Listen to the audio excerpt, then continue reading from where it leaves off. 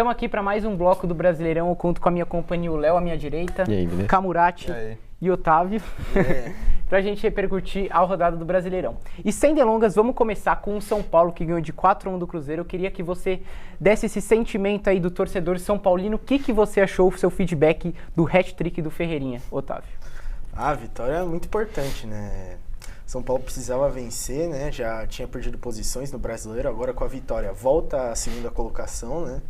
Muito importante, enfim, o time hoje o time no sábado saiu na frente do placar, né? Teve 2 gols muito rápido ali, né? Com o Caleri convertendo o pênalti, o Ferreirinha fazendo seu primeiro gol no jogo, dos 3, hat-trick para ele. E enfim, acho que isso foi muito importante, né? Porque o São Paulo nos últimos jogos saiu atrás no placar e teve muita dificuldade para criar, né? Porque os adversários fecharam, né, com a vantagem. E um São Paulo que ficou rodando muita bola e que não conseguia de fato criar boas chances.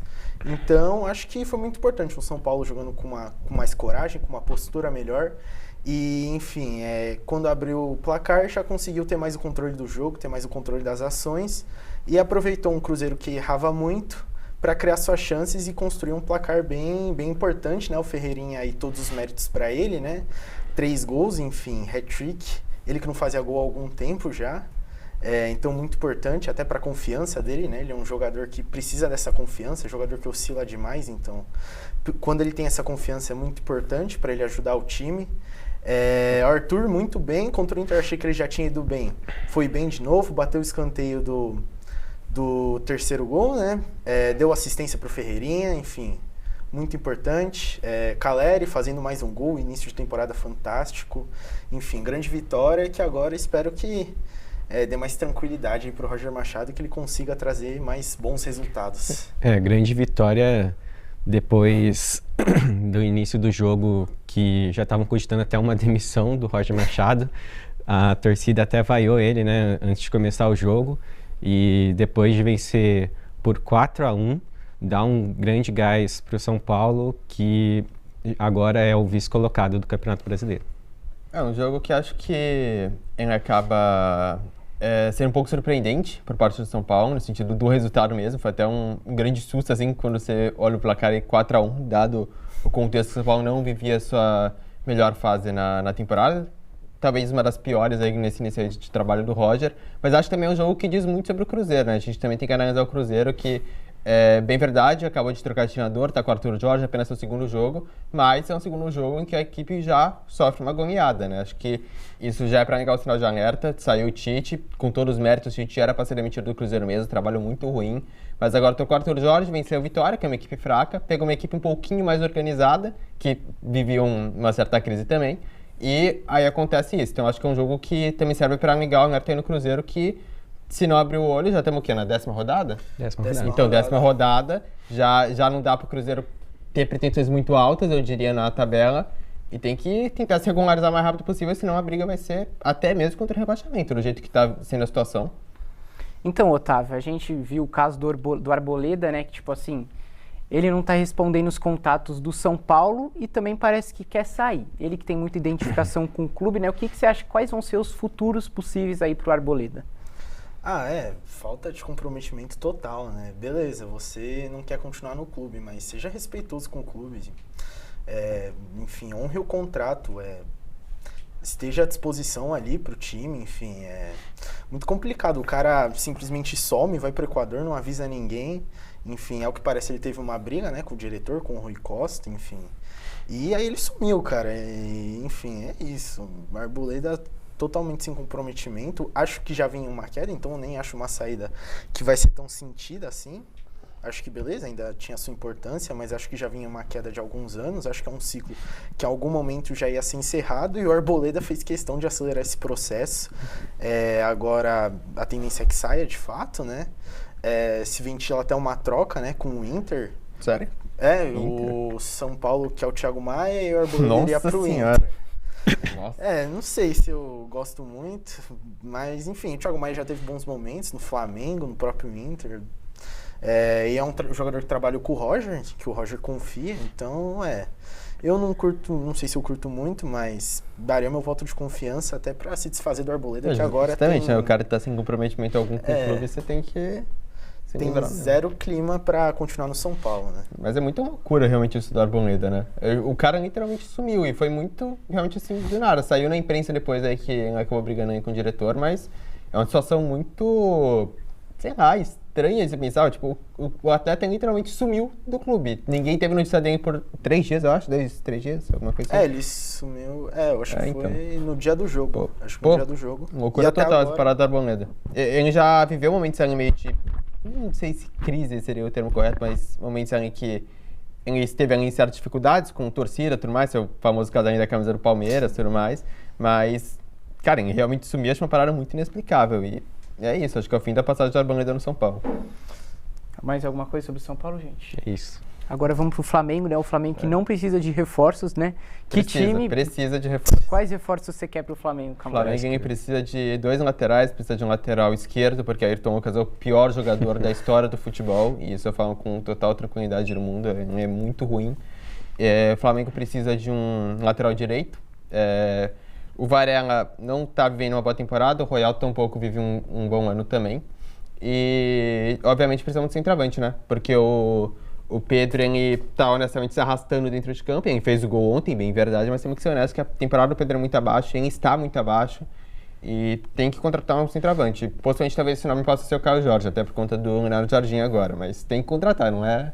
O time é bom, mas tem que vir muita gente ainda para melhorar ainda mais esse plantel, porque tem coisas ruins. E vocês, Léo e Otávio, o que vocês acharam do jogo do Flamengo que amassou o Santos? Previsível, lógico, né? Mas queria saber a opinião de vocês. Eu não esperava nada do Santos e até que me surpreendeu saindo na frente do placar com o argentino, qual que é o nome do argentino? Lautaro Dias. Lautaro Dias, que não jogava o quê? Uns 2, 3 Não meses. joga nada. O Flamengo é super jogador, essa que é a verdade. E o Santos então saiu na frente do placar. E aí tem o gol de empate do Flamengo com o Pedro, que estava sendo marcado pelo Zé Ivaldo. Grandíssimo Zé Ivaldo. Que, coitado, também estava jogando de lateral direito nesse jogo, né? O Santos, com muitos desfalques, tinha tudo para o Flamengo vencer. É verdade que o Flamengo ainda não se encaixou tão bem com o Léo Jardim, mas que venceu com tranquilidade, ainda mais com o pênalti sofrido pelo Arrascaeta, que deu aquela cavadinha, né? É isso. Um Santos que até conseguiu competir no primeiro tempo, enfim, surpreendeu mesmo, porque defensivamente fez até um jogo bem correto no primeiro tempo, mesmo com desfalques, mesmo com um time ali com alguns caras um pouco que não são titulares absolutos, todos muito comprometidos, mas faltava qualidade técnica, né, na frente. Você via a bola chegava no ataque ali, as jogadas não davam muita sequência, enfim. Aí consegue o gol surpreendente do Lautaro Dias, né, que não vinha bem de fato, né. Ele, que inclusive eu vi uma estatística esses dias, ele tem, acho que 36 gols na carreira. Eu acho isso uma loucura, mano. Falta 800 e uns quebrados pra chegar em 900. Mas é isso. Mas aí depois o Flamengo conseguiu melhorar. Entrou Paquetá, entrou Bruno Henrique, o time melhorou e, enfim, conseguiu a virada. Final vitória merecida, que deixa o Flamengo perto do G4, mas o time ainda pode jogar mais, ainda precisa jogar mais. Léo Jardim também ainda entendendo esse time, né? Tem poucos jogos no comando do Flamengo. Enfim, e é isso. Acho que é um Flamengo que precisa melhorar ainda, principalmente quando enfrenta times que marcam mais baixo, né? Como era o caso do Santos, e aí o Flamengo não tinha tanto espaço para acelerar, que é o que os times do Léo Jardim mais gostam, né?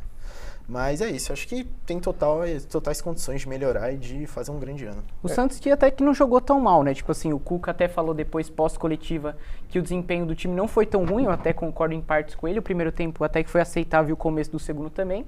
Aí depois o time tava meio recuado, né? Só que aí tomou um, aí abriu a trincheira. Tivemos também o gol do Paquetá, né, Camurati? Queria que você falasse golaço do Paquetá, né? Pô, o Paquetá que tá tendo uma passagem boa no Flamengo até agora, por mais que alguns possam dizer que a passagem dele é ruim, números na realidade é bem decente. Eu posso estar enganado, mas acho que o Paquetá é o vice-artilheiro do Flamengo no ano já. Ele tá melhorando bastante, inclusive sob o comando do Leonardo Jardim. É um jogador que precisa ser titular do Flamengo nesse momento, especialmente se ele for jogar nessa função mais centralizada, porque o Arrascaeta, infelizmente, hoje tem que ser banco do Flamengo. O Arrascaeta ele não consegue jogar, ele tá muito mal fisicamente e tecnicamente, então o Paquetá ele tem que assumir essa posição e acho que ele vem conseguindo ajudar bem o Flamengo nos jogos. Mas, enfim, a tendência é que ele jogue junto com o Arrascaeta, né? Mas o Paquetá, de fato, está mostrando um crescimento muito bom e acho que esse gol foi só mais um exemplo aí de uma passagem que tá bem promissora e que, com certeza, o Paquetá ainda vai melhorar ainda mais sob o comando agora do Leonardo Jardim, que é um treinador que eu tô gostando bastante do trabalho até aqui. E para fechar, a última notícia bombástica do Flamengo, o que você acha sobre o Vinícius Júnior e a Virgínia e o relacionamento de ambos? Eu não tenho as informações exatamente sobre o que aconteceu sobre Ainda tem que apurar. Eu tenho que apurar, mas se é verdade para da traição, ele não é jogador do Flamengo, né? Então, fazer o quê? Mas tem uma identificação com o clube. Não, Mas é ídolo, mas pô... Cortando esse assunto, agora eu vou perguntar pro Léo sobre o jogo do Corinthians, que jogou com o Inter, começando por você. O que você acha após a demissão do Dorival Júnior? Você espera que o Fernando Diniz, que possa assumir o Corinthians, vai resolver os problemas? E queria a sua opinião sobre o novo treinador do Corinthians, provavelmente. Eu acho o Fernando Diniz uma péssima opção para o Corinthians. É um treinador que gosta de trabalhar a saída de bola, algo que o Corinthians provavelmente, dificilmente vai conseguir. E em relação ao Dorival, já são 10 rodadas do Campeonato Brasileiro com 10 demissões de técnicos, isso é uma loucura. O Dorival venceu a Copa do Brasil, venceu a Supercopa. Verdade que agora já estava 9 jogos seguidos sem vencer. É uma demissão que pode ser considerada justa, mas tem que lembrar que ele foi campeão com um time do Corinthians que não estava ganhando nada nos últimos anos. E, enfim, acho que Fernando Diniz é uma aposta ruim para o Corinthians, e o Dorival também não estava tendo muita confiança da diretoria, né? Quem contratou os jogadores do Corinthians foi o Depay, que conversou lá com o Lingard, conversou lá com o Marroquino, se eu não me engano. O Labiate. O Labiate. O Dorival queria o Alisson não veio, então é uma demissão justa, e se vier o Diniz, eu acho que é ruim para o Corinthians. Queria saber de você também, Camorati, que o Martínez saiu do Corinthians justamente por causa do Dorival, né? Ele que nas redes sociais atacou o Dorival, falou que saiu do Corinthians por culpa dele, agora o Dorival deixa o Corinthians para provável assumir o Diniz. Queria saber de você da saída, do comentário do Martínez e também da possível chegada do Fernando Diniz. Bom, eu acho a demissão, de certo modo, por justa causa, porque, novamente, são 9 jogos sem vencer e o Corinthians não vinha convencendo nessa temporada. Eu entendo que o Dorival venceu o título no ano passado, com total direito. O Corinthians dele nas Copas foi um time muito bom, mas eu acho que o trabalho do Dorival parou na mesma que todo o trabalho do Dorival para. O Dorival é um treinador muito competente para Copas, mas, cara, não adianta você jogar o seu ano inteiro para 10, 12 jogos que você vai disputar. Simplesmente não adianta, porque você tem, aqui no futebol brasileiro por cima, 60 jogos, você vai jogar 20 desses jogos? É ruim para o clube. O Corinthians tem elenco para muito mais. Não necessariamente elenco, mas tem time. O Corinthians tem um bom time. Um time que é até para pegar a parte de cima da tabela do Campeonato Brasileiro. Para mim, o trabalho do Dorival vinha sendo muito ruim nesse início de ano. E já nem achava tão bom ano passado. É óbvio que venceu a Copa do Brasil, mas já não achava nem tão bom no ano passado. Então, acho que até faria até um pouco de sentido o Dorival ser demitido no ano passado se ele não conquistasse. Mas agora, acho que no momento não existia nenhum outro treinador para assumir esse time do Corinthians, porque a gente também tem que analisar o mercado. O trabalho do Dorival estava ruim? Estava, e por isso que eu concordo com a demissão. No entanto, temos que ser sinceros e dizer que não existe um treinador no momento aqui no mercado brasileiro. Não é à toa que vai ser contratado o Fernando Diniz, que para mim é um cara que não casa em nada com esse time do Corinthians. Que nem o próprio Léo falou, cara, só olhar a saída de bola do Corinthians, gente. O Hugo Souza é o goleiro do Corinthians, que é um dos piores goleiros do futebol brasileiro, saindo com o pé. Tem a defesa do Corinthians, que é uma defesa extremamente fraca também. Quer dizer, extremamente fraca não, mas no sentido da saída de bola e tudo mais, não vai funcionar.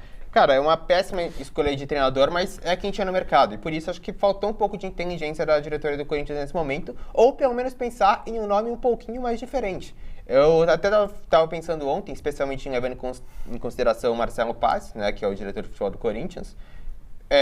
O Corinthians poderia tentar, por exemplo, o Palermo, que fez um bom trabalho no Fortaleza no ano passado, embora tenha sido rebaixado e quase tirou o Fortaleza do rebaixamento. Acho que era um treinador que podia ser interessante e, sem dúvidas, poderia ser algo a mais do que o Fernando Diniz. O Fernando Diniz no Corinthians está muito escrito que vai ser um trabalho muito ruim e ele vai ser demitido em pouco tempo. Ou pelo menos você vai começar a pedir a cabeça dele em pouco tempo, porque o Diniz é um treinador muito fraco. Ah, cara, não, só sobre esse gancho eu queria comentar sobre as 10 demissões em 10 rodadas, né, cara? Isso é completamente insustentável. Olha o que tá se tornando o futebol brasileiro, cara. Assim, ok, você pode julgar cada uma, é justa, não é justa, mas não dá pra relativizar 10 demissões em 10 rodadas. São metade dos treinadores que já foram embora. Enfim, então é muito complicado, cara. São gestões pouco profissionais. São times que não têm um projeto, é uma dança de cadeiras de treinador muito complicada. Sai treinador, vem treinador, e às vezes são treinadores totalmente incompatíveis, que acabam assumindo um clube depois do outro, né? Várias vezes você vê isso em vários clubes, então é isso, muito complicado. O Dorival, mais uma demissão, eu nem acho que foi injusta, né? São 9 jogos sem vencer, é muito difícil você manter um trabalho depois disso, até por pressão externa, enfim. O Corinthians, que é um time que quer resultados, né? Precisa fazer um bom Brasileirão nessa temporada, depois de fazer um Brasileirão ruim na temporada passada, existe uma expectativa, então é uma demissão até justa. E agora vem Diniz, vem caos, né? Diniz é sinônimo de caos. Vai ser loucura isso aí, vamos ver como é que vai funcionar. Eu não sei, eu gosto do Diniz, eu gosto da forma que ele pensa futebol, mas eu sinto que o Diniz tinha que parar um tempo, tinha que, entender o que tem acontecido nos seus times, porque, de fato, defensivamente não tem funcionado os seus times. Eu acho que ele precisava parar um tempo para entender isso um pouco. Sobre o que tem acontecido. Eu gosto dele, eu gosto das ideias dele, mas de fato ele precisa parar e entender um pouco, porque tá ficando insustentável. Às vezes seus times fazem muitos gols, criam muito, mas defensivamente acabam pecando muito, e às vezes ele até perde jogos por isso, enfim, acaba sendo demitido, enfim. Então é muito complicado. Queria agora saber do líder do campeonato do Palmeiras, Léo. Uma fala do Rogério Ceni que envelheceu muito mal, foi que ele tava falando que o Palmeiras só saía jogando no chutão, né? E que, tipo, era só do Carlos Miguel, estava lá pra frente, pro Flaco, dava no Vitor Roque, era gol. E ontem o Palmeiras provou o contrário, né? Queria saber de você o que você achou do jogo e também da polêmica no final, que o Bahia estava pedindo anulação do gol. Uma pena que o Flaco Lopes deu um toque de letra pro Arias para fazer um golaço no primeiro tempo. Eu acreditava que ia ser um jogo muito difícil lá na Bahia, né? O Palmeiras normalmente tem muita dificuldade de enfrentar o Bahia, principalmente lá na Fonte Nova. E teve essa dificuldade no primeiro tempo, só lá no finalzinho do primeiro tempo que começa a fazer os ataques e sai um golaço, né, do Arias no primeiro tempo. Os primeiros 15 minutos do Bahia no segundo tempo foram muito bons, fez o gol de empate, podia até ter ampliado, o Giai tirou uma bola lá em cima da linha, foi uma loucura. E, enfim, aí tem o segundo gol do Palmeiras, numa bola parada do Andrés Pereira, que é um especialista, né, da bola parada. Deu um cruzamento fechado e acaba saindo o gol contra. E aí agora tem uma narrativa da comissão técnica do Bahia, dos jogadores, que o Gustavo Gomes faz falta no jogador do Bahia, que fez até o gol, né, do Bahia, o Duarte, se eu não me engano. E, enfim, eu achei, sinceramente, que foi mais falta do jogador do Bahia no Gustavo Gomes do que falta no Gustavo Gomes. Eles estavam, né, aquela confusão na grande área que sempre tem, e acho muito forçada essa narrativa que ele não foi nem no VAR. Não foi no VAR porque não teve nada, simplesmente não teve nada e segue assim. O Palmeiras agora é o líder do campeonato com 5 pontos na frente do vice-líder. E é uma vitória importantíssima para uma sequência bem difícil que vem agora. Queria saber de vocês dois agora, para fechar nossa discussão, o que fazer para parar o Palmeiras para não conquistar mais um título do Campeonato Brasileiro? O Palmeiras é um time muito regular. Acho que é até difícil dizer isso. O que fazer para parar o Palmeiras? Porque o Palmeiras é uma equipe muito regular. O Palmeiras só não ganhou o Brasileiro do ano passado porque viveu uma sequência muito ruim no fim do ano. Senão o Palmeiras teria ganhado com muita tranquilidade esse campeonato, porque, enfim, o Flamengo vivia um momento bem ruim na etapa que o Palmeiras começou a crescer muito e até chegou a abrir vantagem. O único jeito de o Palmeiras realmente cair é com alguém tirando pontos do Palmeiras, né? Nesse caso, acho que o único time que é capaz de fazer isso realmente mais é o Flamengo, pelo elenco e pelo histórico recente que a gente pode colocar. Então, acho que é o único time que realmente pode fazer frente. O Flamengo, mal bem, tem um jogo a menos e ainda tem um confronto direto com o Palmeiras, que pode tirar essa diferença aí do Palmeiras e ficar com um ponto de vantagem na liderança. Mas parar o Palmeiras, eu acho difícil realmente a gente pensar nisso, porque acho que realmente é uma equipe muito regular e ou vai cair porque não vai conseguir manter uma constância, o que é raro, ou vai cair porque vai perder um jogo e aí, enfim, vai ser isso. Mas é um time muito irregular, não tem o que fazer. O Abel sabe jogar muito bem o Campeonato Brasileiro e não é à toa que todos os campeonatos brasileiros dele, principalmente ali desde 2022, o Palmeiras brigou até o fim pelos títulos, mal ou bem, porque é uma equipe muito regular, simplesmente. É isso, mesmo quando joga mal, né, ainda consegue um resultado. Esse jogo contra o Bahia é um exemplo. Enfim, é um Palmeiras que em muitos momentos foi dominado pelo Bahia, viu o Bahia chegar com perigo, finalizar, até fazer um gol, mas no final conseguiu o gol ali. Ok, tem a polêmica, mas conseguiu seu gol, conseguiu mais uma vitória. Enfim, então é isso. Às vezes, mesmo quando joga mal, consegue, a partir do talento, a partir da disposição dos jogadores, chegar ao resultado. E com isso vai somando pontos, e é isso. Mais uma vez o Palmeiras vai brigar pelo título brasileiro, mais uma vez ele tá na ponta da tabela. Enfim, é isso. Um time que você pode ter todas as críticas ao Abel, e eu tenho as minhas, mas ele continua competindo, ele continua ali no topo da tabela, mais uma vez vai disputar o título brasileiro, e esse ano tá na frente. Enfim, tem uma agora são 5 pontos, né, de vantagem pro São Paulo. Enfim, e tá muito bem, cara. Tem um time muito forte, trouxe Aras, trouxe Marlon Freitas, então vem com tudo aí, e é obviamente um dos grandes candidatos para ser campeão brasileiro. E ainda não tinha Piquerez, não tinha Vitor Roque, vários desfalques, e ainda conseguiu uma vitória importantíssima lá. Vitória dificílima, né? Agora, para fechar, vamos falar dos palpites da próxima rodada do Campeonato Brasileiro. Começando pela minha direita, primeiro eu palpito Vitória e São Paulo. Vitória 1-0 em cima do São Paulo. O São Paulo vence por 2-0. Isso é 1-1. Eu acho que vai ser 1-1 também. Fla-Flu, vitória do Flusão, 2-1. Acho que vai ser 2-2 esse jogo. O histórico recente era o Fluminense, mas vou apostar 1-0 do Flamengo. Eu acho que vai ser 1-1. Santos e Atlético Mineiro na Vila, 1-0 pro Santos simples. Eu acho que vai ser 2-1 pro Santos. Santos e Atlético Mineiro? Empate, 1-1. Vai ser 2-1 Atlético Mineiro. O Atlético Mineiro encaixou agora, tá bem. E agora, derby na casa do Corinthians com um novo treinador. Esse jogo vai pegar fogo e vitória do Palmeiras 3-1. 3-1. Eu acho que vai ser um placar magro, 1-0 Palmeiras. Se for realmente o Diniz, como tudo indica, o Palmeiras acho que vai ganhar com muita tranquilidade. São 2-0, bem tranquilo. Vai ser 2-1 Palmeiras. Então é isso, a gente vai ficando por aqui hoje. Agradeço a companhia do Léo, do Camonati e do Otávio. Brasileirão semana que vem volta e se liga no próximo programa do Esportivos que vem logo a seguir. Valeu. Oi pessoal, tudo bem? Aqui quem fala é o Pedro. Vamos aqui para uma noite de Copa, um dia de Copas aqui no Esportivos. Eu estou aqui com o meu comentarista Pedro Lanzarini. Vamos aqui abrir espaço para falar sobre a notícia que saiu agora há pouco. Diniz é anunciado no Corinthians. Ainda não ocorreu o anúncio oficial, mas a imprensa está dizendo que já está confirmado. Só falta o Corinthians publicar a confirmação. O Pedro, o que você acha do dinizismo no Corinthians? Eu não sou uma boa pessoa para falar, porque eu sou muito fã do Diniz, gosto muito do trabalho dele, principalmente com os mais jovens, e o time do Corinthians tem esses mais jovens, como Bidon, André, Kaique, Dieguinho, o Bahia que está na base, o Nicolas que está no Sub-17, se não me engano. Então acho que sim, o Diniz vai conseguir usar muito bem esses jovens e estou dinizado. Tá dinizado, Pedro? Eu só tenho medo do Diniz ter aquele esquema de 5 jogos bons e 20 jogos ruins. Não vai. Você acredita? Porque todo time que ele passa tá assim, ele faz uma sequência ótima de 5 jogos, depois, deslancha tudo. Você espera que aconteça o quê? A reviravolta total dele? Acho que o Diniz vai se consagrar no Corinthians como um excelente técnico que ele é, como foi no Audax, quando ele surgiu, que todo mundo ficava, meu Deus do céu, como é que para esse cara? Acredito que no Corinthians será a mesma coisa, visto que o time do Corinthians, em questão de peça, velocidade, idade, é o que mais se assemelha ao dele do Ajax, visto que no meio campo lá ele tinha o Camacho com o 5, Tietê, e aqui ele vai ter Ranieri, que é uma roleta russa com a bola no pé, tudo bem, mas tem André, Bidon, o próprio Garro, Carrilho também. Tem um elenco bom, tem um elenco bom, mas é o que o Dorival não conseguia explorar esse time.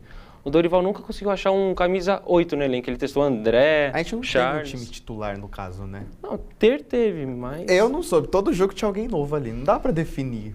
O Dorival também pegava muito na questão física. O time jogava um jogo titular 100%, o outro tava 60% o time. Aí tinha que rodar. E nessa o time não vai engrenar. Que a gente tem um preparador físico bom agora, né? Eu não sei qual que é Eu o também não Diniz. sei. Então vamos esperar aqui que essa semana saia a estreia do Diniz, no caso contra o Platense na Libertadores, a primeira rodada do Corinthians na Libertadores. Vamos ver o que dá, né? Quando o Tite veio, ele estava sendo incontestado também e a gente ganha a Libertadores. Quem sabe a gente não carimba igual o Fluminense em 2023, né? Terminando o Corinthians aqui, Diniz quase anunciado, vamos passar sobre as informações que demos da semana passada, mas por problemas técnicos acabou não sendo publicado. Vamos falar sobre os jogos da seleção brasileira. Os últimos amistosos já foram realizados contra a França, contra a Croácia. Tivemos jogos bem diferentes um do outro. França perdemos, bem feio, um jogo bem horroroso. E contra a Croácia deu um sustinho, mas a gente conseguiu ganhar com maior facilidade. O que você achou desses dois jogos, Pedro? Qual é a diferença? E você espera que esse elenco que está nos últimos jogos do amistoso estejam na Copa do Mundo? Assim, contra a França e contra a Croácia, o time titular fez um jogo pífio, o Vinícius Júnior, tirando o gol a jogada do gol contra a Croácia. Fez mais nada nos dois jogos. Rafinha, inexistente em campo, assim, o Matheus Cunha tentava na parte física, João Pedro também inexistente, Casemiro foi interessante, fez bons jogos, Bruno Guimarães também, não se sabe o que deu com ele, procura-se Bruno Guimarães na seleção, porque até agora em campo não foi visto. O Bremer fez um excelente jogo contra a França, muito surpreendente. Eu diria assim que foi o nosso destaque positivo dos 11 titulares. E é isso. Contra a Croácia, quando entrou Martinelli, Endrick, o Igor Thiago e o Ryan, o time voltou a jogar bem, começou a criar. Endrick fazendo o arrasto, como ele faz no Lyon e fez muito bem no Real Madrid, assim como no Palmeiras também, que é uma característica dele. O Igor Thiago sendo o homem mais de pivô e o Martinelli conseguindo fazer o que a gente esperava do Vini. Levar para a ponta, dar um incômodo na zaga driblando e também fazer um belo gol com a perna ruim, que se fosse o Vini nunca ele teria chutado aquela bola. Ou se chutasse iria furar provavelmente. Mas acredito que dos reservas deu para se tirar um bom ensinamento dessa data FIFA. E o Ancelotti eu acho que vai ter uma pequena dor de cabeça na hora de fechar a contratação, principalmente nos atacantes. A convocação, pela coletiva que o Ancelotti deu nas últimas semanas, ele disse aspas bem fortes aqui sobre a convocação e o time principal. Acho que o período que estamos passando daqui foi muito positivo, porque nos classificamos. Fizemos muitas avaliações de jogadores que não conhecia e tenho a escalação bastante definida para o primeiro jogo, assim como a lista final. Estamos no caminho correto, temos feito bons jogos e precisamos ter calma, tranquilidade, que estamos convencidos de que estamos no caminho certo, porque o trabalho foi bom até agora. Na minha concepção, eu não vejo eu vejo um trabalho regular, porque é uma seleção lotada de jogadores mimados da Europa. Parece que eles estão aqui por obrigação e estão fazendo um favor para a torcida brasileira. É o que eu vejo, porque você está na Europa, parece que para eles tem um status, o triplo do status que tem aqui jogando no Brasil. E quando a gente vê eles dando na zona mista, dando algum depoimento pós-jogo, parece que eles estão fazendo um favor jogando pela gente. E é o que a gente não via desde os anos 80. Apesar dos anos 80 a gente não ter vencido nada, é um time que tinha muita garra.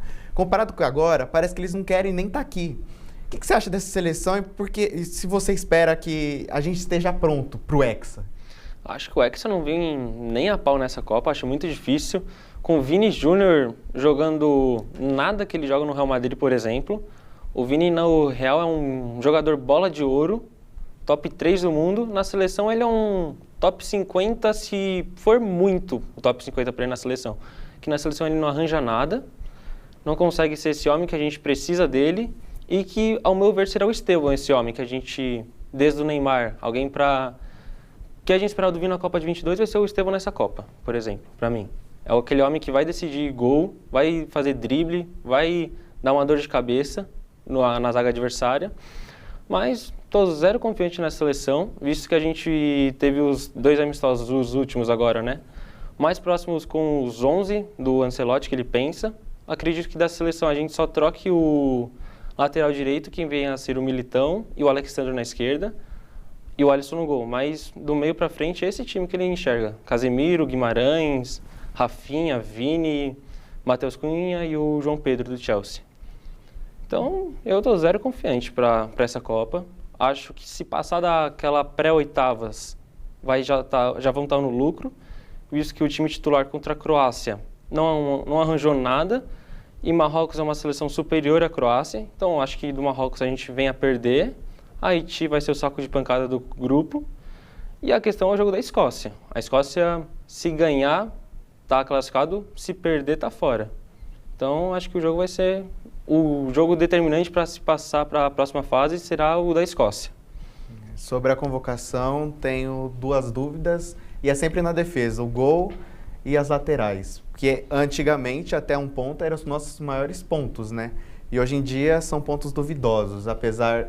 Temos aqui a informação da comissão técnica do Liverpool, que falou que provavelmente a lesão do Alisson vai estender até depois da temporada, então provavelmente ele não vai para a Copa. O Alisson já citou no Twitter também, que entre abril e maio ele já vai estar pronto. Então, veremos, né? Veremos, exatamente. Mas temos 3 goleiros ali que estão numa briga, mas assim, eu não vejo confiança nenhuma em Ederson e Bento. Nesses 2, o Hugo não tem nem o que falar, porque ele não teve minutagem direito na seleção brasileira, e quando teve, tomou 2 gols, um falha dele mesmo e outra do zagueiro, Fabrício Bruno, que fez um gol contra. Foi assim, martirizou todo o Hugo Souza. Se ele tomasse os gols que o Bento e o Ederson tomaram nos últimos jogos, acredito que ele ia ser mais apredejado do que está sendo contra o Japão, que foi um gol, tipo, era defensável? Era, mas, pô, a Fabrício Bruno atrapalhou demais ali.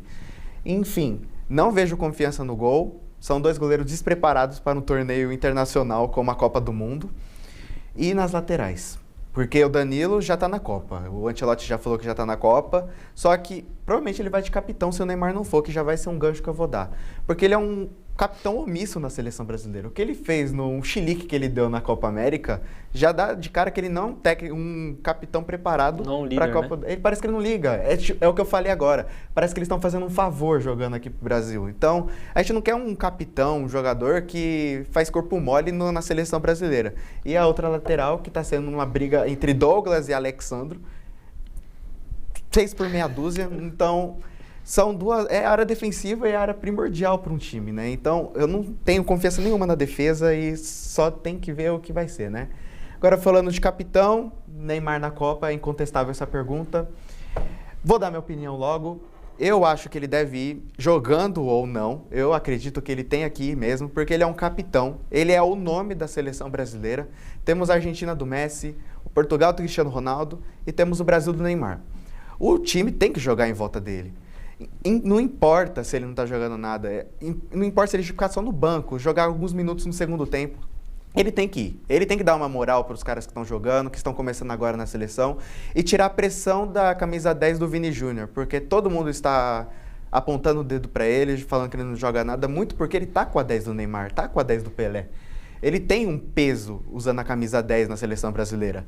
Então, acredito que o Neymar na Copa, jogando muito ou não, ele vai tirar uma pressão tanto do Vini, tanto para os outros jogadores. E vai trazer um respeito que o Brasil havia perdido há muitos anos sem ele. Parece que o Brasil virou um saco de pancada dos grandes. França e Argentina, no caso, né? Vão virar 2 sacos de... Vai perder na semifinal ou nas quartas novamente. Mesmo assim, então, acredito que o Neymar na seleção vai dar um respeito a mais da seleção e vai tirar a pressão que está dentro do elenco. E para você, Pedro?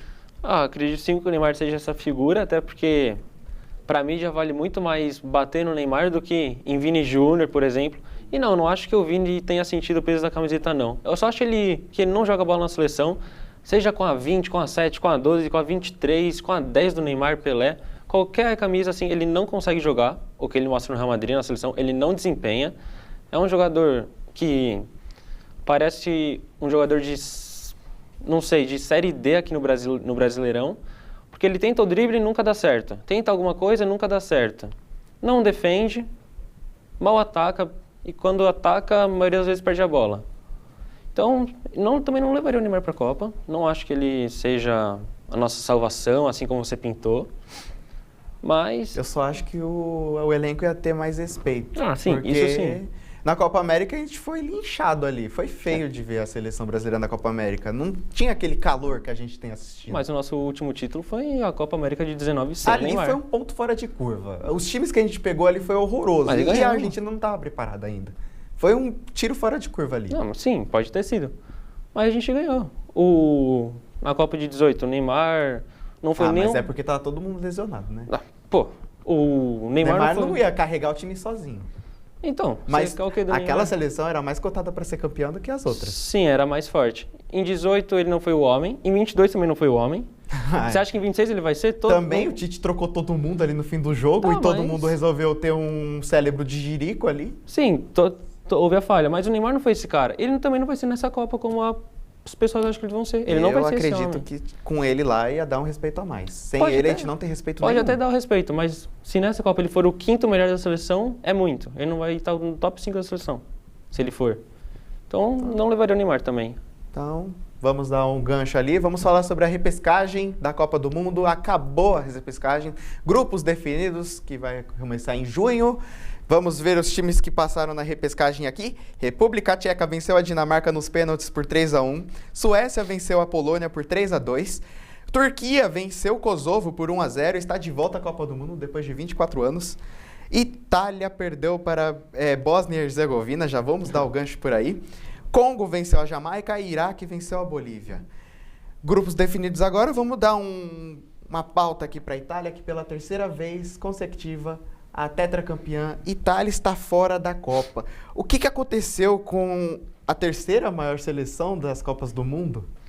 Acredito que aí o problema da Itália seja revelações de grandes atacantes. O Barolo, influenciador de São Paulo, deu uma entrevista esses dias falando que o Rafael Tolói era homenageado na Itália para você ver o nível dos jogadores lá, no ataque, no caso. Então, acho que essa fala dele diz muito sobre os atacantes que a Itália tem à sua disposição. O El Shaarawy ser convocado agora também já diz muito.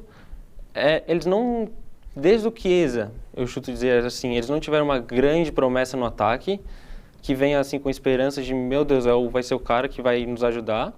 A Itália tem um excelente goleiro, que é o Donnarumma. Tem um trio no meio campo muito bom, com o Tonali, o Barella e o Locatelli. São 3 meio-campistas ótimos. Mas eles não têm um atacante que...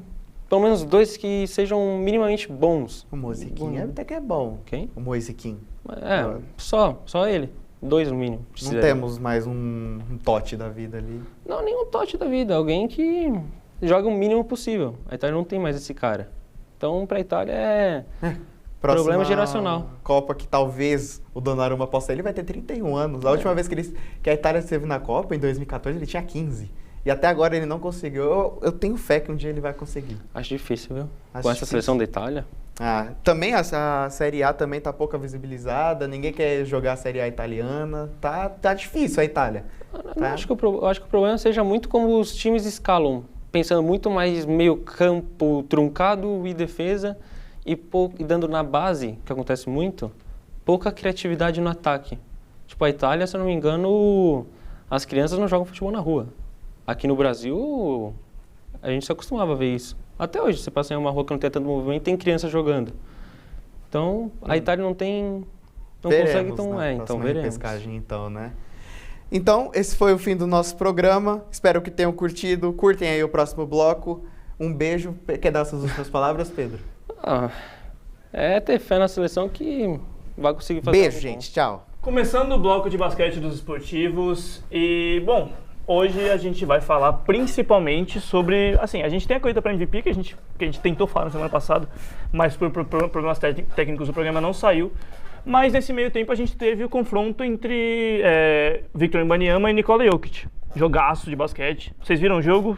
Vocês têm alguma coisa a comentar? E bom, eu não preciso apresentar mais eles, né? Acho que vocês já conhecem, todo mundo tá aqui do meu lado. Bom, primeiramente boa noite, bom dia, boa tarde, né? Boa tarde. Eu vi o jogo inteiro, como os memes na internet sugeriram. Quando a gente vê um carro original perto do falso, a gente vê qual que é realmente o verdadeiro.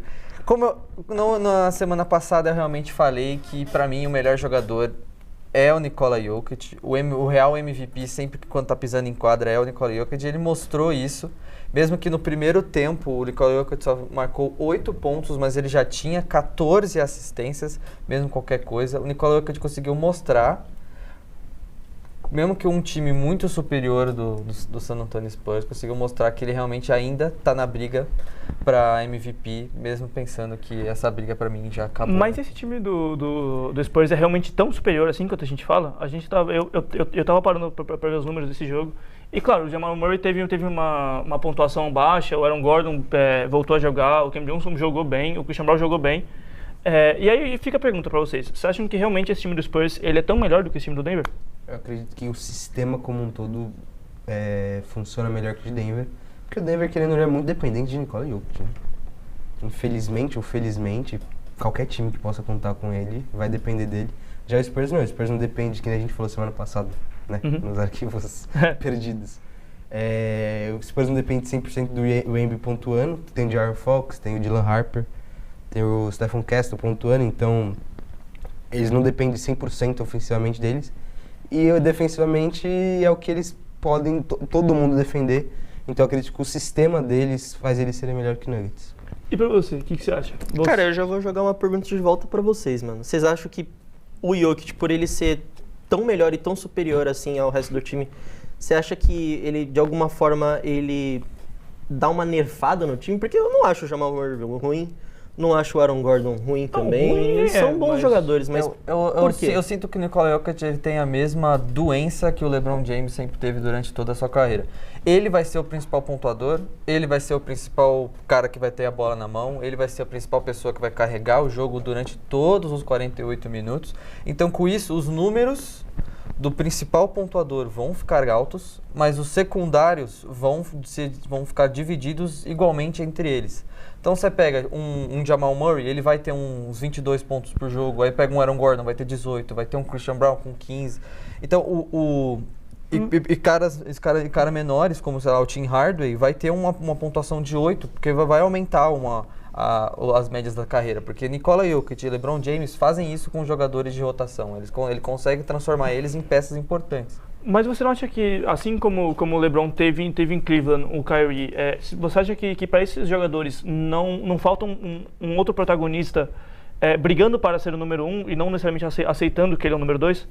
Eu acho que uma briga de dominância nunca é bom, principalmente dentro de um vestiário. Eu acho que o Nikola Jokic, ele não tem esse instinto, tipo, eu sou o dominante. Eu acho que o time entende que ele é o sistema.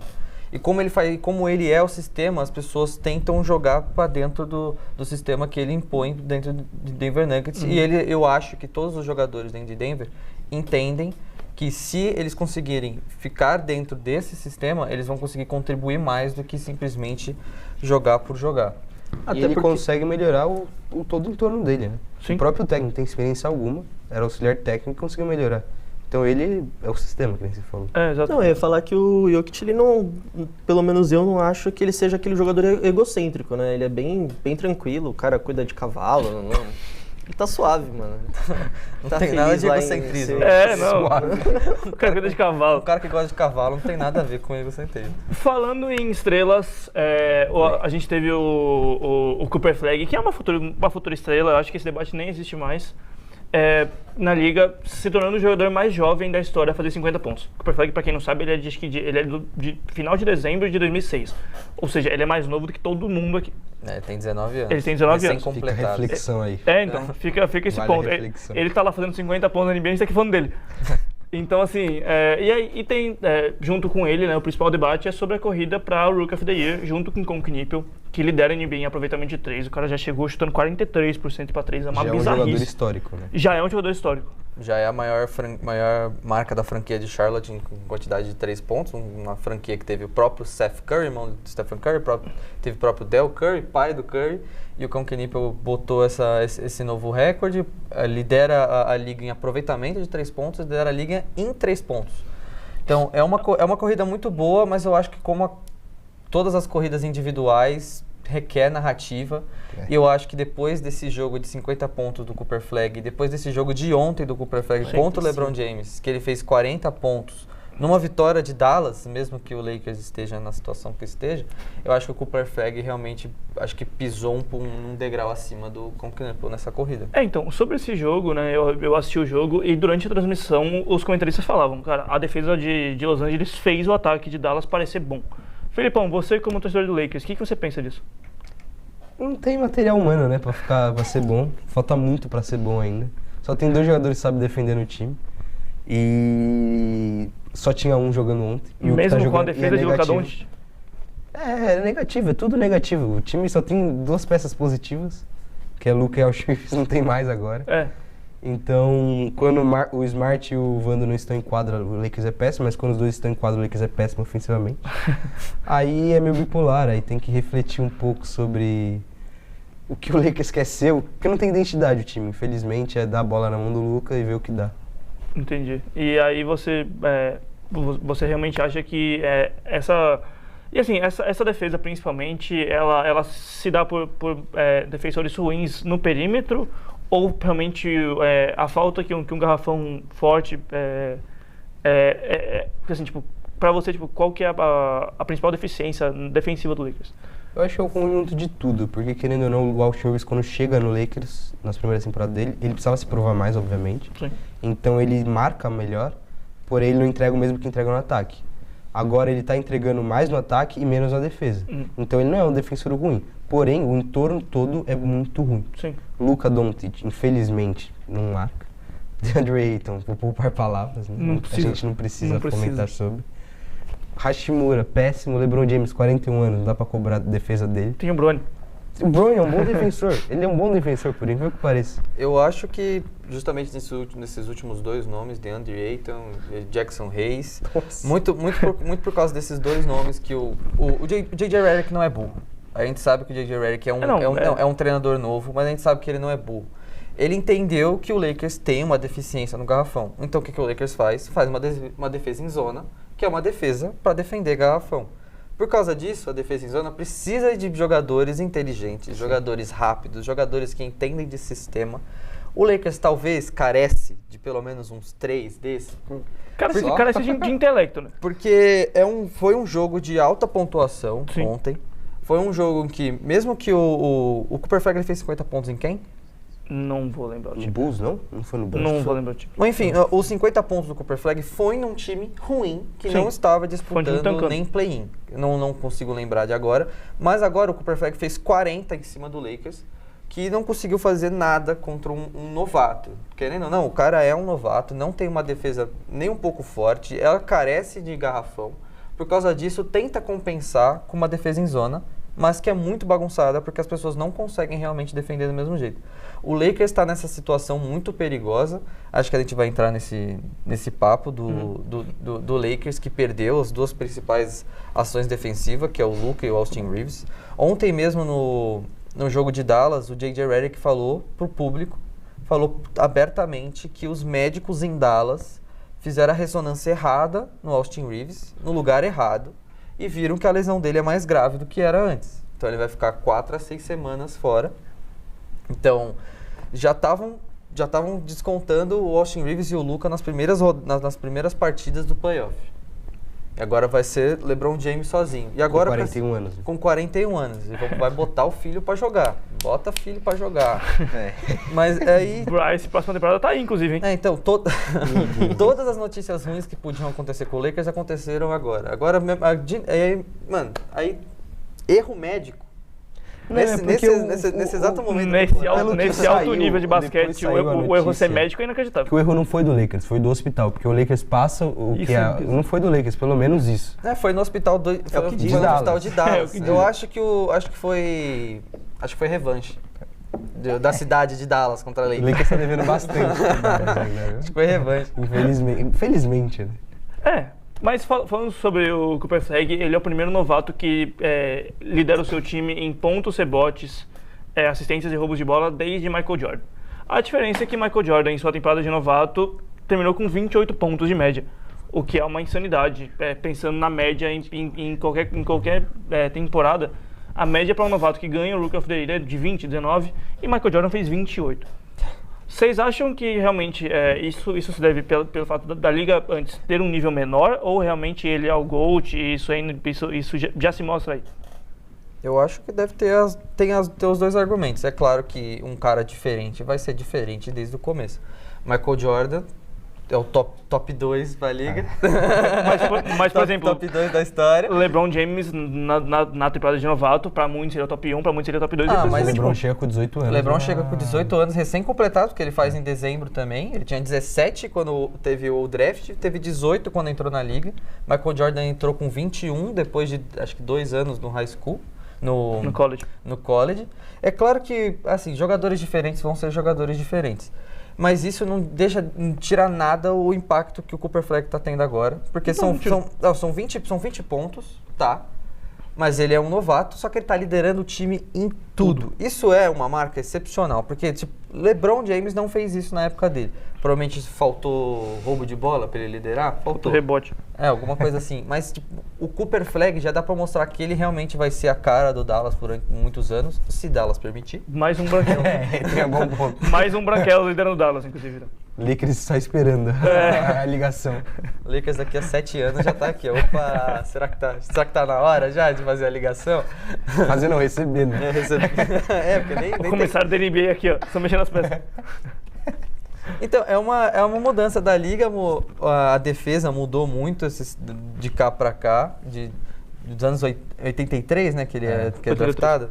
Desde 83 até 2026 a defesa mudou, o ataque mudou, as gerações, o talento. O jogo mudou, né? Então, hoje em dia o pace e a pontuação é muito maior, o que eleva muito mais o que Michael Jordan fez em 83, fazendo 28 pontos na primeira temporada. Porque se for converter o que o Michael Jordan fez como rookie, hoje em dia dá uns 30 e poucos pontos. Né? Hoje em dia ele seria tipo líder da NBA em pontuação. Sim. Como rookie. Como rookie. Era um pace menor, Isso é coisa só de que defesa mais fraco. Você liderar a pontuação da NBA como rookie é coisa de 2K. É o que a gente imagina. Mas assim, o Cooper Flag também, ele não tem ninguém, né? Pra fazer os outros que ele faz. Tipo, não tem material humano ali em Dallas, né? Pô, isso que o time de Dallas não é tão ruim assim, cara. Não, Dallas é bem ruim mesmo. É porque no geral não jogou o time. Oi? O time não jogou. Exato, tem isso. Mas no papel... Assim, é que no papel a gente colocou o Hawks no começo da temporada brigando pra top 1. Passado. No papel agora eles não tem mais ninguém, trocaram todo mundo. O Kyrie Irving só vai voltar temporada que vem, Sim. se voltar inteiro, porque o Kyrie Irving já tem 33 anos. Um garrafão com Daniel Gafford e Derek Lively é decente. Pra pelo menos pegar rebote da Toco. E Exato. eles deram o time em rebote. Mas são outros que também perderam quase toda da temporada. Gafford que lesionou ontem, inclusive. Eu não sei se Derek Lively tá jogando. Tá. Ontem jogou. Jogou. O Gafford jogou também, mas... Lakers, quem joga quando o garrafão do Lakers se destaca, dá pra saber. É facinho. O Jackson Hayes foi o melhor do Lakers, praticamente. Com 13 pontos. Nossa Inacreditável. Senhora. Mas, enfim, e sobre isso, e aí a gente tem principalmente pra mim o que nessa corrida pra Rookie of the Year. Que, cara, é uma classe excepcional, porque a gente tem a briga sendo exclusivamente entre Cooper Flag com Knipple, sendo que a gente tem o VJ de Combi puxando o saco um pouco dos meus Sixers. E não tá ruim, né? São quase 15, 16 pontos 15, 16 pontos. Nos últimos 6 jogos, se não me engano, ele tem 28 pontos de média. Ele tem comido a bola. Agora que o Paul George voltou, esse time vai ser campeão. E assim, a gente... não. O Paul George que voltou sem agulha, tá? Ele voltou jogando, mano, porra, incrível. E aí a gente tem agora também outros jovens bons. Tem jovens que, na minha opinião, poderiam estar sendo mais aproveitados, como o pivô também de Duke, que tá em Phoenix, que é reserva do Mark Williams, enfim, Maluati, bom jogador. Tem Eu gosto do Derek Queen. Derek Queen, bom jogador, tá em Orleans. O que eles fazem lá.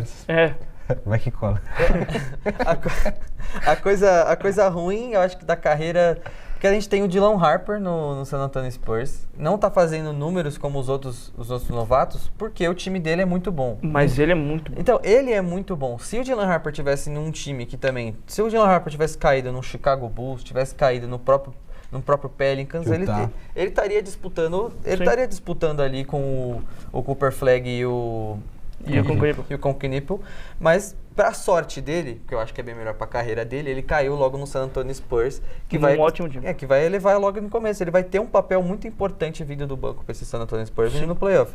Isso já deixa ele, pelo menos pra mim, no top 3 da corrida do novato do ano. Ele não vai ganhar, porque ele não faz os mesmos números, porque não tem os mesmos minutos, porque é um time muito diferente dos outros. Mas eu acho que a corrida pra MVP, pra novato do ano, assim, um dos principais argumentos que as pessoas colocam é sobre o impacto direto do rookie no time. Então, por exemplo, o Cooper Flag, a gente já sabe o impacto dele, o Con Campbell também. Eu acho que ele é um jogador de sistema e tal, mas assim, ele é muito inacreditável. Ele realmente superou todas as expectativas que a gente tinha. E, cara, o que eu realmente não esperava é o quanto que o VJ de Combi impacta no Sixers. Porque, assim, a maioria dos analistas fala isso e eu concordo perfeitamente. No dia que o VJ tá bem, o time tá bem. O Sixers hoje precisa da energia do VJ.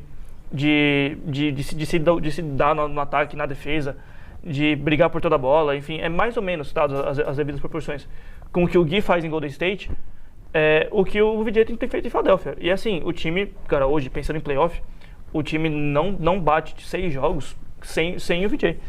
Tá tentando. Eu quero muito. Ele tá tentando botar o argumento que o Philadelphia tá grandão no playoff. Não tá grandão no playoff. Eu tô querendo me convencer Ele disso. quer um prêmio pro time. Eu quero. Você vai ganhar uma medalha de participação já. De superação. Mano, tô precisando. Superação do ano. Saiu do anabolizante e depois... Nossa, mas enfim. E aí eu acho que, tipo assim, realmente é esse impacto que é considerado. Claro, tem as médias, mas eu acho que esse impacto ele já é muito considerado, mas eu acho que ele precisaria sempre ser um pouco mais. Até pelo fato do próprio Dylan Harper no San Antonio. Ele tem um impacto muito grande, claro, tem o Victor Wembanyama e tal, mas até em outros times. A gente tem o próprio Ace Bailey, que é um dos jovens que a gente mais colocava expectativa. Ele tem um impacto legal em Utah, mas nem de longe o que a gente esperava. Mas muito do Sixers é que, pelo menos no recorte dos últimos anos, está tendo um bom desenvolvimento dos jogadores que eles draftam. Né? O McCain, o Maxey, sim, o próprio Embiid. O Embiid, o Ben Simmons. Então são jogadores que pelo menos rendem pela franquia. Então o VJ tem essa sorte de estar num time que apoia esses jogadores e provavelmente vai se desenvolver cada vez mais na liga. Mas assim, pra vocês, Conk Nipple ou Cooper Flag? Porque eu acho que, tipo, não tem como... A NBA hoje em dia, ela é muito midiática, né? Todos os prêmios, eles sempre vão pro... Sempre não, mas tem uma tendência aí pra jogador que é sempre mais midiático. E, querendo ou não, o Cooper Flag, ele é o mais midiático entre os dois. Então, sim, eu acho que vai pro Cooper Flag, não tem como. Assim, se tivesse um MVP de rookie, tinha que ser o Cooper Flag. Mas melhor rookie do ano, eu acho que o Conk Nipple, ele foi talvez um pouco melhor. E eu acho que pesa mais pro Cooper Flag é que a liga tá precisando de um rosto americano na frente. Precisa. Então eles vão forçar cada vez mais apesar dos dois serem americanos. Mas o Cooper Flag tem um nome mais falado. O Cooper Flag tem mais o perfil de líder e de primeira pessoa, tem a carinha, tem o estereótipo de jogador, é um jogador mais agressivo. O Conk Nipple é um estereótipo, tipo, é um Klay Thompson sem a defesa muito acima do normal. Então, eu realmente concordo com você. Para mim, o Conk Nipple, ele era, realmente, se fosse o rookie que mais impactou um time, seria o Conk Nipple com o Charlotte Hornets, levando eles para o play-in na Conferência Leste. Mas o melhor jogador, e acho que a narrativa agora se terminou nessa última semana, acho que o Cooper Flag leva com uma vantagem bem grande por cima do Knipple. Então, acho que assim, até porque a NBA ela vive de narrativas, né? E cara, comparando as duas narrativas, não tem como. Assim, comparando assim, acho que a narrativa dos novatos em si, a do Cooper Flag, ela é a que mais convence, ela é a que mais empolga. Assim, de todos os novatos, é hoje que a gente mais tem certeza de, cara, esse cara vai ser uma superestrela, porque assim...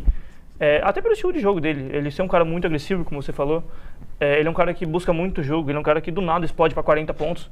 E vem sendo construído esse estrelismo por parte dele há muitos anos. Né? Sim, desde o high school. Desde o high school, o ano dele com o Duke. E quando ele treinou com a seleção olímpica americana antes das Olimpíadas. É tudo que a NBA quer. Exato. Fora que eu acho que o Cooper Flag, ele tem um entorno de jogador dele também maior que o Conk Nipple. Por exemplo, o Conk Nipple, ele pode ter aquela regressão que normalmente tem no segundo ano, em segundanistas, né?